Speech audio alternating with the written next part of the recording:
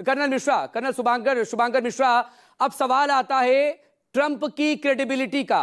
अपने पहले टेन्योर से लेकर दूसरे टेन्योर तक में डोनाल्ड ट्रंप को लेकर लगातार वहीं की मीडिया सवाल उठाती रही, उनके यू टर्न को लेकर या उनके झूठ बोलने को लेकर। बाकायदा एक लंबी रिपोर्ट वहां के मीडिया ने चलाई भी थी इसको लेकर और सवाल उठाया था। सीधे शब्दों में कहें तो अमेरिका के इतिहास के सबसे झूठे प्रधानमंत्री, सबसे झूठे राष्ट्रपति जो है वो डोनाल्ड ट्रंप रहे हैं।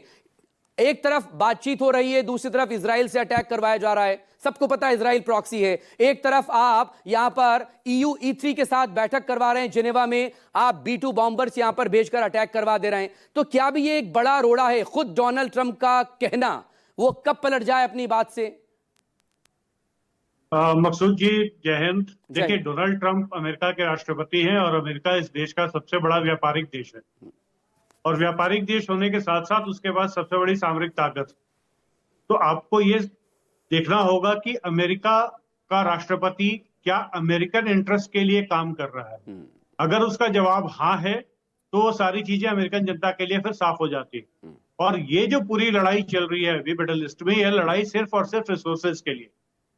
हम लोग सुबह भी बात कर रहे थे जी। ये लड़ाई सिर्फ इसलिए हो रही है कि किस तरीके से ईरान में रजीम चेंज करके ईरान के रिसोर्सेज को कंट्रोल किया जाए, जैसे पहले लीबिया और सीरिया में किया जी। ये लड़ाई ना तो आइडियोलॉजी की है, आइडियोलॉजी की लड़ाई ये जबरन बनाई जा रही है बिकॉज ईरान में एक सेंटीमेंट है, एंटी जियोनिस्ट जो व्यूज है वहां के, उसको फ्यूल करके इजराइल के मार्फत ये लड़ाई वहां पे ईरान को जबरन उसमें इन्वॉल्व किया गया।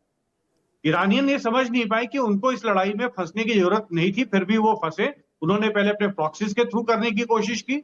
जब प्रॉक्सीज की हालत खराब हो गई, हमास और हिजबुल्लाह दोनों ऑलमोस्ट डिस्ट्रॉय हो चुके हैं।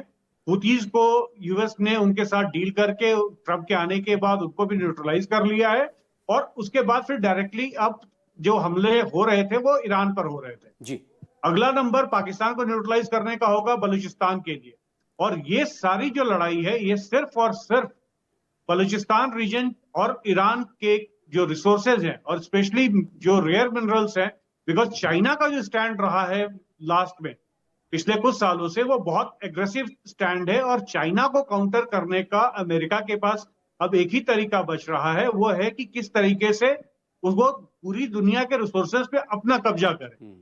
रूस और यूक्रेन को फंसा दिया गया है, वो एक लड़ाई में फंसे हुए हैं। रूस चाहता है उससे निकल के आना, लेकिन यूक्रेन की तरफ से बार बार ऐसी कोशिश की जा रही है on the insistence of NATO and US कि रूस उससे बाहर ना निकले। तो अगर आप एक पूरे मतलब शतरंज के बिसात को देखें, ये सारी लड़ाई सिर्फ और सिर्फ रिसोर्सेज के लिए है जी। लेकिन क्या अभी जो प्लीज कंटिन्यू प्लीज आप कंप्लीट करें, फिर मैं ब्रिगेडियर दहिया के पास जाऊंगा। नहीं, मैं ये कह रहा था कि जिस तरीके से आज रजीम चेंज का जो US का प्लान था वो अभी सक्सेसफुल होता हुआ नहीं दिख रहा है यही। बट आप मान के चलें कि अगले 6 महीने से साल भर के भीतर फिर से कुछ ऐसा किया जाएगा कि जहां ईरान में रजीम चेंज की कोशिश की जाए। अमेरिका को पता है खामनेई के रहते हुए वहां पे US को सपोर्ट नहीं मिलेगा। US प्री-79 कंडीशंस में जाना चाहता है जहां ईरान उसका भी प्रॉक्सी था।